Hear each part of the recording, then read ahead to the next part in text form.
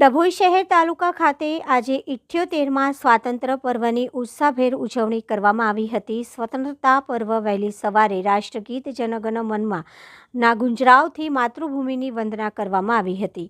ડભોઈ તાલુકા કક્ષાના પણસોલી ગામ ખાતે સાંસ્કૃતિક કાર્યક્રમ સાથે રાષ્ટ્રીય પર્વની ઉજવણી કરવામાં આવી હતી, જેમાં મામલતદાર ડીવી ગામિતના હસ્તે ધ્વજવંદન કાર્યક્રમ યોજાયો હતો, જ્યારે કે ડભોઈ તાલુકા પંચાયત પ્રમુખ Rajendrabhai Tadvi Dabhoi arts and commerce college ખાતે સંસ્થાના પ્રમુખ શશિકાંતભાઈ પટેલ તેમજ ડભોઈ નગરપાલિકા ખાતે ધારાસભ્ય શ્રી શૈલેષભાઈ મહેતાના હસ્તે તેમજ દયારામ હાઈસ્કૂલ ખાતે દીપકભાઈ ભોઈના હસ્તે નોબલ પબ્લિક સ્કૂલ સંસ્થાના પ્રમુખ એ માધવાણીના હસ્તે મહેદેવિયા હાઈસ્કૂલના પ્રમુખ ઇબ્રાહીમભાઈ મહુડાવાલાના હસ્તે તથા તાલુકાના કરનાળી મુરલી સંગમ સ્થિત મારેવા આશ્રમ ખાતે સંસ્થાના પ્રમુખ રજનીભાઈ પંડ્યાના હસ્તે તેમજ સિવિલ કોર્ટ, રેલવે સ્ટેશનના પોલીસ સ્ટેશન, એસટી ડેપો તેમજ વિવિધ શાળા અને સંસ્થાઓ ખાતે તિરંગો, રાષ્ટ્રધ્વજ આન બાન અને શાંતિ લહેરાવ્યો હતો અને રાષ્ટ્રધ્વજને સલામી આપી હતી।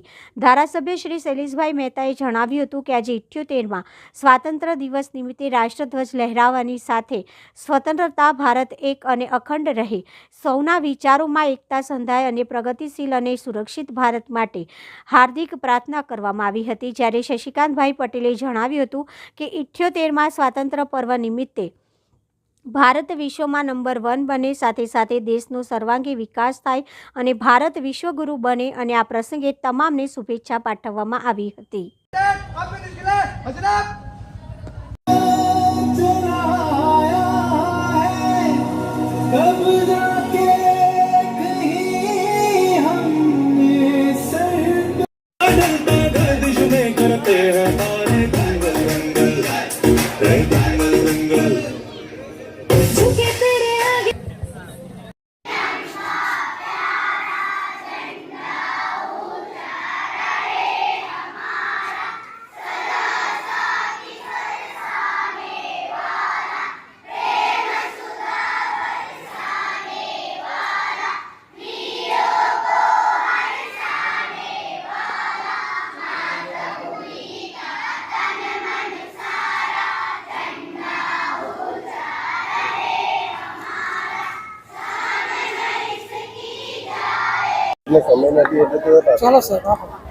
આજના 15મી ઓગસ્ટના સ્વાતંત્ર્ય પર્વ નિમિત્તે ડભોઈ તાલુકા વહીવટીતંત્ર તરફથી પણસોલી ગામ ખાતે તાલુકા કક્ષાનો સ્વાતંત્ર્ય દિનની ઉજવણી કરવામાં આવી।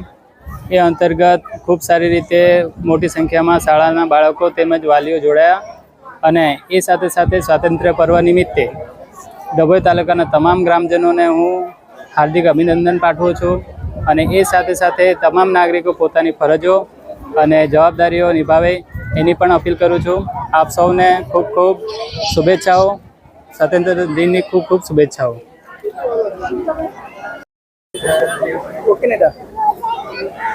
આજે દેશ 77 વર્ષ પૂરા કરીને 78મા વર્ષમાં પ્રવેશી રહ્યો છે કે આઝાદીના 77 વર્ષ પૂરા કર્યા છે। 78મો પ્રજાસત્તાક દિવસ સમગ્ર દેશમાં આની ઉજવણી થઈ રહી છે। ગઈકાલે 14મી ઓગસ્ટે વિભાજન દિન તરીકે પણ ઉજવવામાં આવ્યો। 13 થી 15 તારીખ સુધી ભારતીય જનતા પક્ષ દ્વારા તિરંગા યાત્રાઓનું આયોજન કરવામાં આવ્યું। ગઈકાલે પણ ડભોઈ દર્ભાવતી નગરીમાં તમામ સમાજના આગેવાનો, તમામ સમાજના યુવાનો અને બાળકો દ્વારા એક સુંદર તિરંગા યાત્રા પણ કાઢવામાં આવી હતી।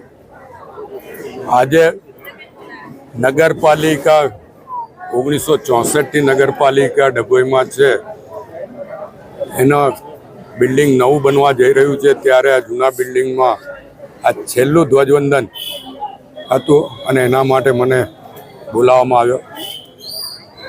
નગરપાલિકાને પ્રમુખ અને એમની ટીમને અભિનંદન પણ આપું છું।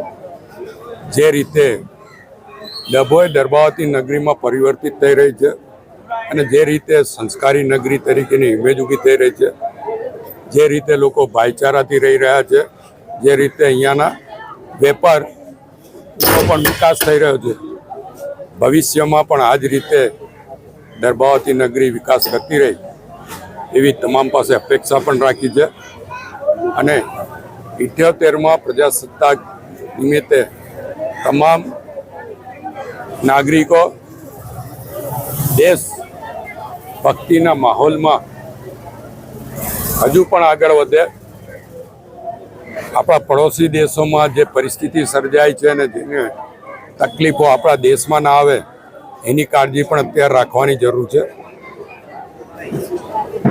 રાજ્ય સરકાર તરફથી અને કેન્દ્ર સરકારથી અનેક યોજનાઓ અને અનેક ગ્રાન્ટોનો લાભ દર્ભાવતી નગરી અને દર્ભાવતી તાલુકામાં મળ્યો છે અને એને લીધે વિકાસમાં ડભોઈ વિધાનસભા વિસ્તાર એક નવા વિક્રમો સ્થાપી રહ્યો છે. ત્યારે એમાં પણ તમામ નાગરિકો સહકાર આપે એવી તમામ પાસે અપેક્ષા રાખી છે. આપના મારફત તમામને આ 78માં પ્રજાસત્તાક દિવસની શુભેચ્છા આપું છું, અભિનંદન પાઠવું છું અને તમામ આ જ રીતે દેશદાસથી દેશ ભાવનાથી આ દેશમાં હળીમળીને રહે એવી અપેક્ષા રાખું છું.